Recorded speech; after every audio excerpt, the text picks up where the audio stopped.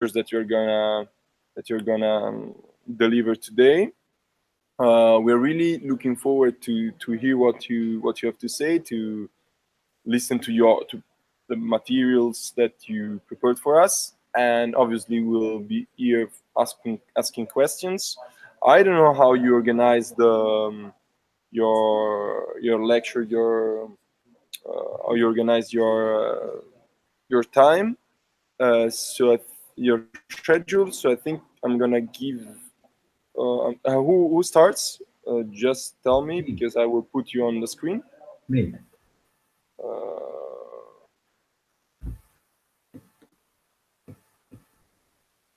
Okay, 1 second.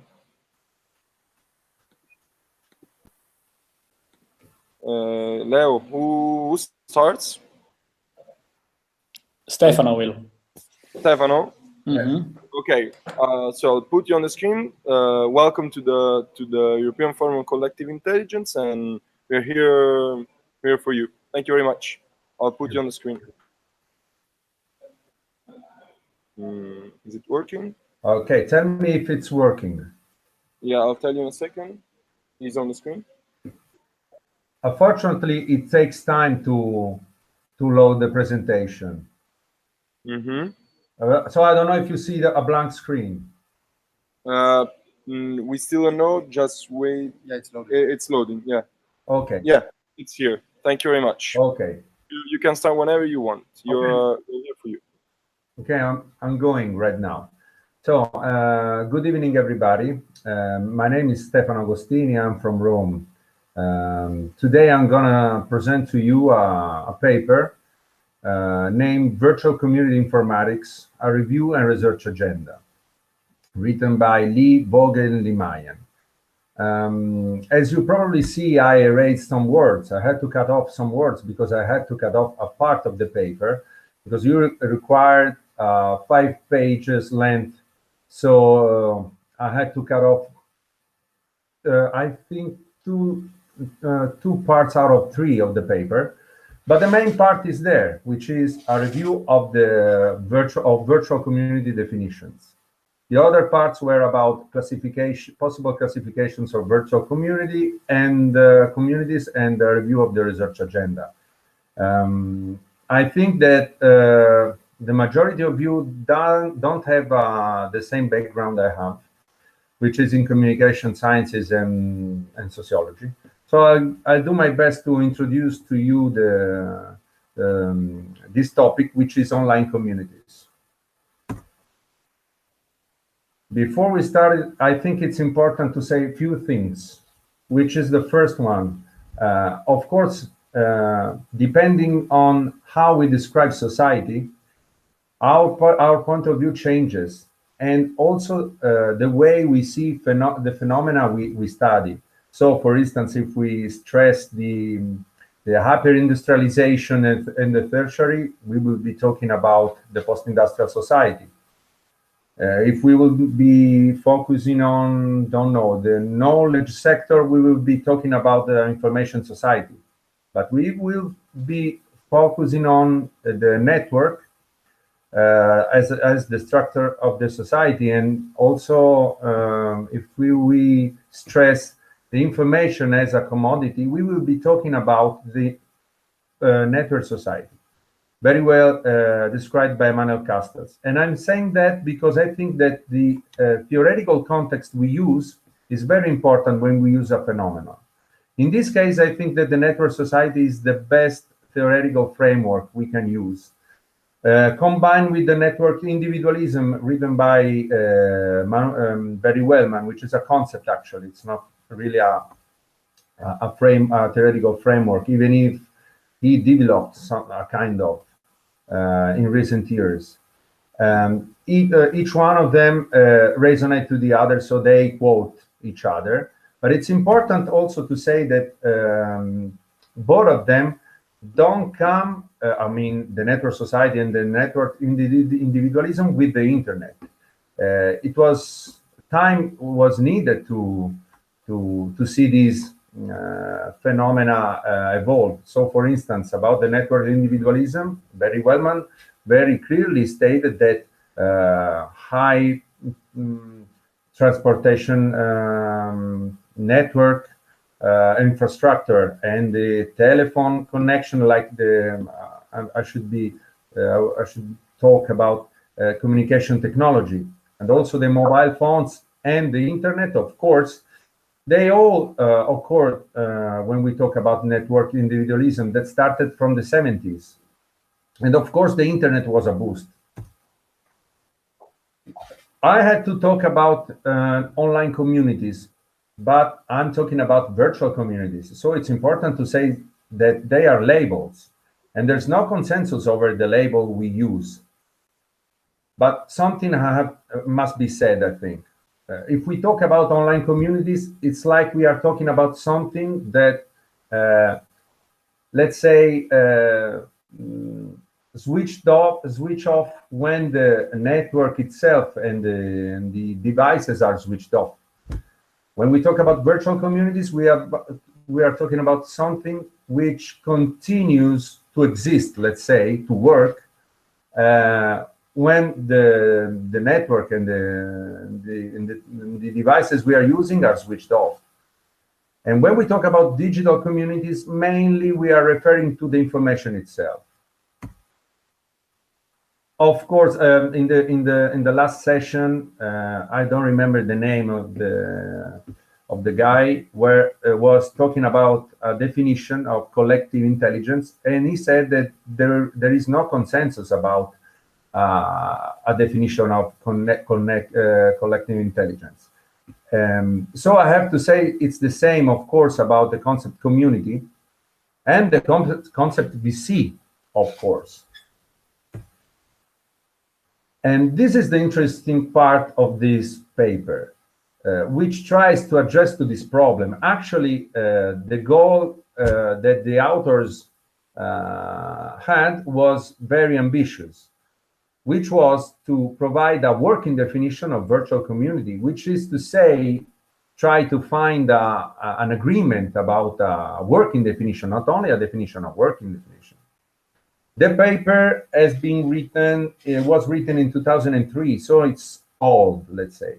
But I would say that it's old but good, because not so much has been written so far, and there are very intriguing things that have been written between 2004 and 2008. But anyway, many authors gave very good definitions until 2003. So the date is not a problem.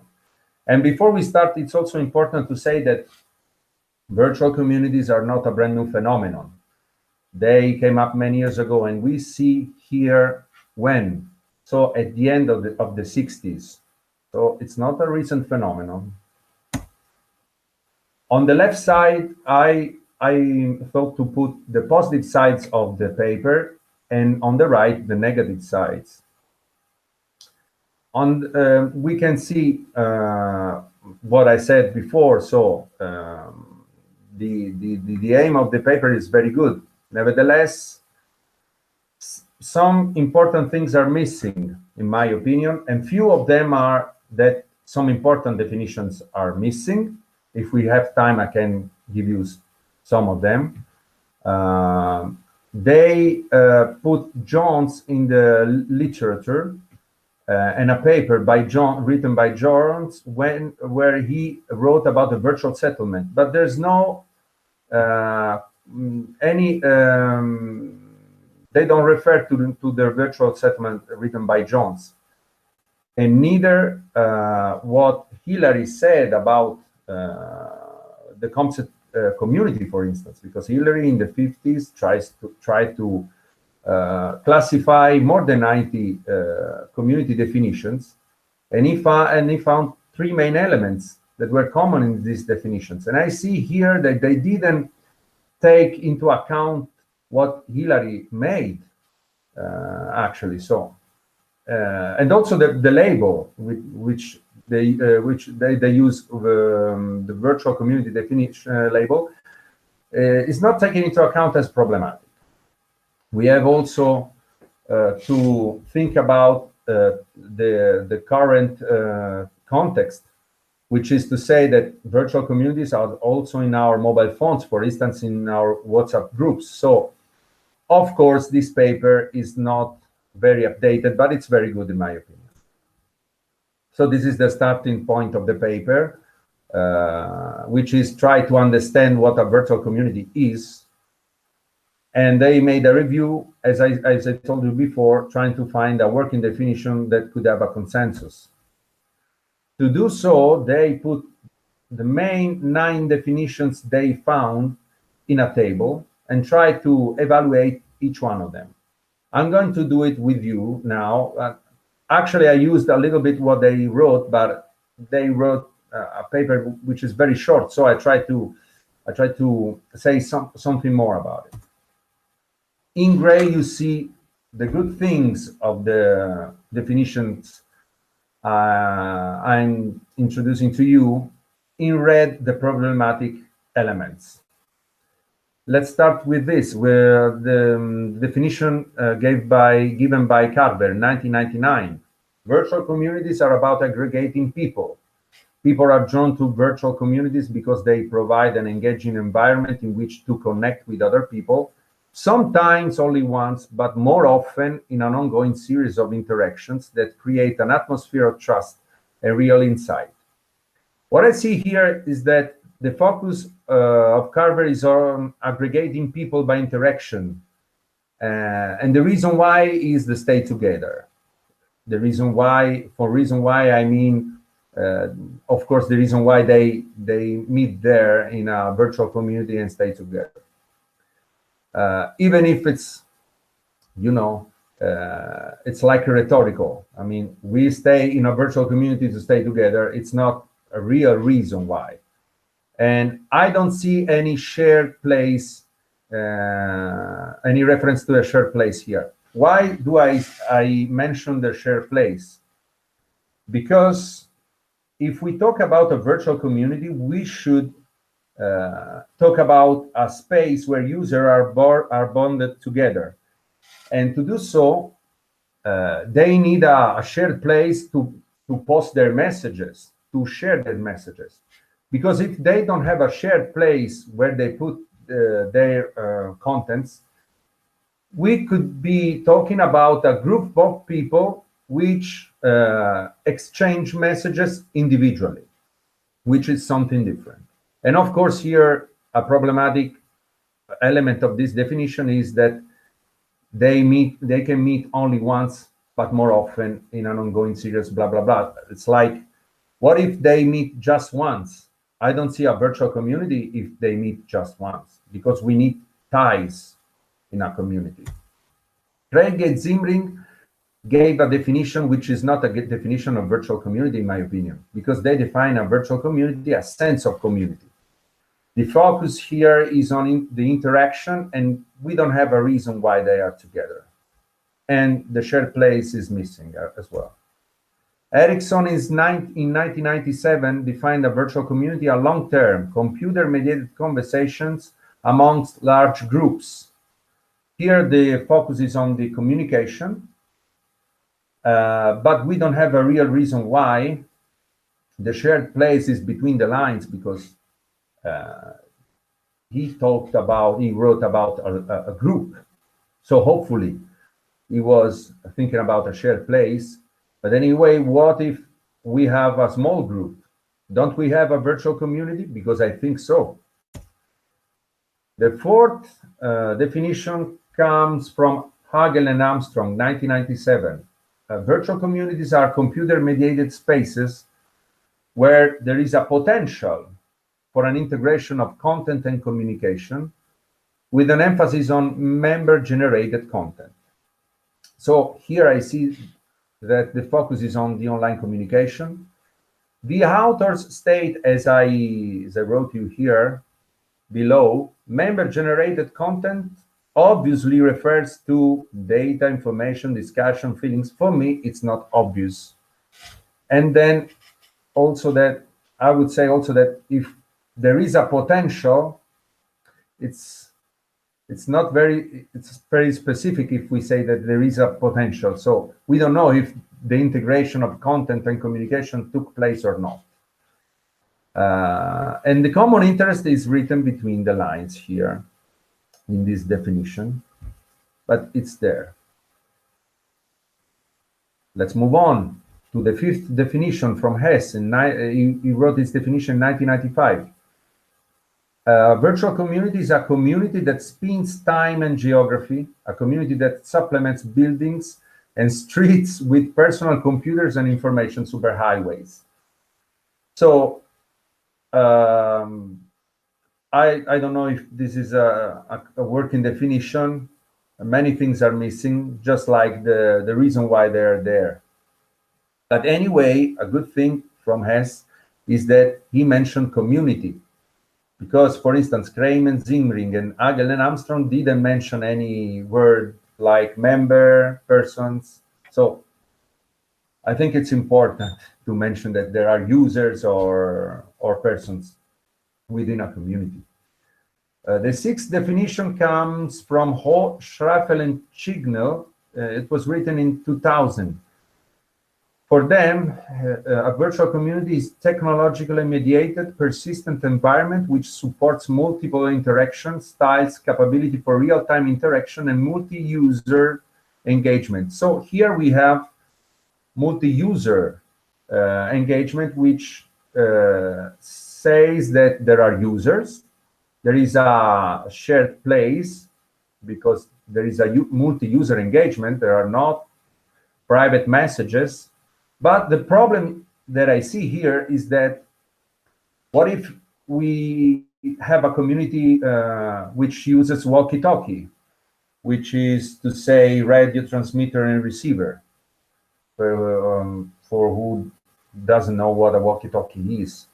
So they don't specifically define the tools that this community should use. We have something, a big mistake here, because the seventh definition, which for me it's the best one, comes from Reingold, not Howard. Howard is the name, Reingold is the surname. He is a very famous author and was the first one, I think, that was really into virtual communities. He wrote a book called The Reality of Virtual Communities, if I'm right.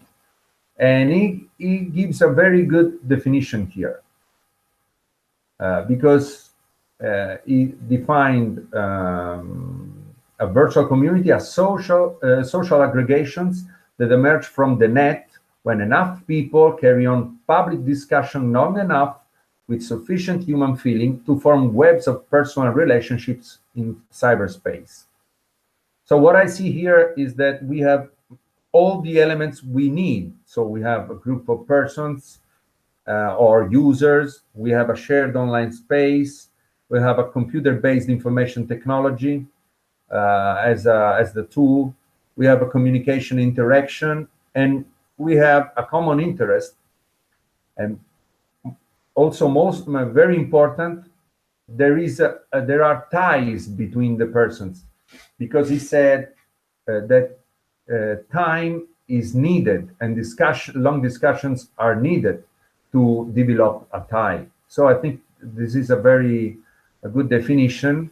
Of course, enough, it's not very specific, but the main meaning is there. And what I see here is that calling one of the main authors by his name and missing important things gives us the idea that they wrote this paper very, very fast, missing something. And also because I read at the end that the authors don't have a vast background. They all come from information systems.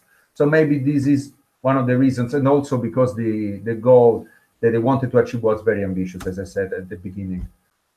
Number 8, Johnson Raphael in 2000 defined virtual communities as virtual publics.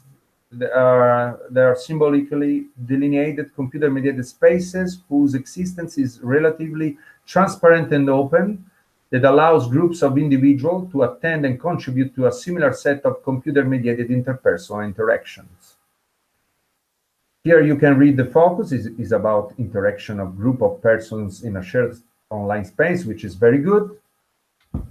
What is missing is the reason why they are there. Maybe the interaction, but anyway, as I told you before, it's not very specific. And then Rome and Clark, in 1995, they wrote groups of people who communicate with each other via electronic media rather than face-to-face. Again, electronic media could be radio, transmitters, and receivers. And again, we don't know why they are there, sharing their time and ideas. What they did when the authors wanted to provide a working definition was putting all the main elements together, missing what I told you before, which could have been taken from Hillary, so from a sociological perspective. So we have here cyberspace, computer-based information technology, communication and interaction of participants, member-driven contents, relationship, and again, I wrote this, the common interest is between the lines because it was not very clear. So they came up with virtual communities, a cyberspace supported by computer-based information technology, centered upon communication and interaction of participants to generate member-driven contents, resulting in a relationship being built. Here, they recuperate what our Reingold wrote about the ties, you know. So here you can read relationship being built, so there is a tie. I highlighted cyberspace in red because actually it doesn't make sense in scientific terms. Like Van Dijk wrote about it, the cyberspace was taken from a novel written by William Gibson, a fiction author, so it's not very scientific. Again, these are the things that are missing, in my opinion, about this working definition. And what I think, this is other stuff. If we want to go, if we want to talk about also the classification of virtual communities, but what is important, I think, is that defining a virtual community is very important. What a virtual community is, because when we when we make a case selection for our case studies, for instance, it's very important to know what we want to search for. If we define not very specifically what the object of our study, we are going to have problems. Just to let you know, in this paper, at the end, they made a survey about 300 websites that they wanted to classify as virtual communities. And I was asking to myself, how can they do it if they don't have a real working definition, in my opinion, for virtual communities? And just to let you know, for my PhD thesis, I had to elaborate a virtual community definition that could fit the reality I was going to study. So definitions are good on a theoretical level, but when we are talking about working definition, they should work also on the empirical level. Before I end with this presentation, I want to reply to Matilde, who kindly asked me what are the tools currently adopted in virtual communities, especially with the mobile phones. Well, Matilde, I don't know. I mean, we should take into account that, of course, technology is developing very fast, but we don't know also what the users are doing within these virtual communities. For instance, if we have a shared place, it's very possible that a minority of the main group is communicating in another virtual community, maybe on a WhatsApp group. And so it's for me, it's more interesting to understand the communication flow within a virtual community. And about the tools, well, I don't know. I mean, they can use whatever they want to use. I investigated 2 virtual communities that use the mailing list, and they are still using the mailing list because for their purposes, it works perfect. So it's good to take a look about what's new, but also about what's going on actually in reality, which is not always what is very, very new. So I finished my presentation. I think I can give you the screen.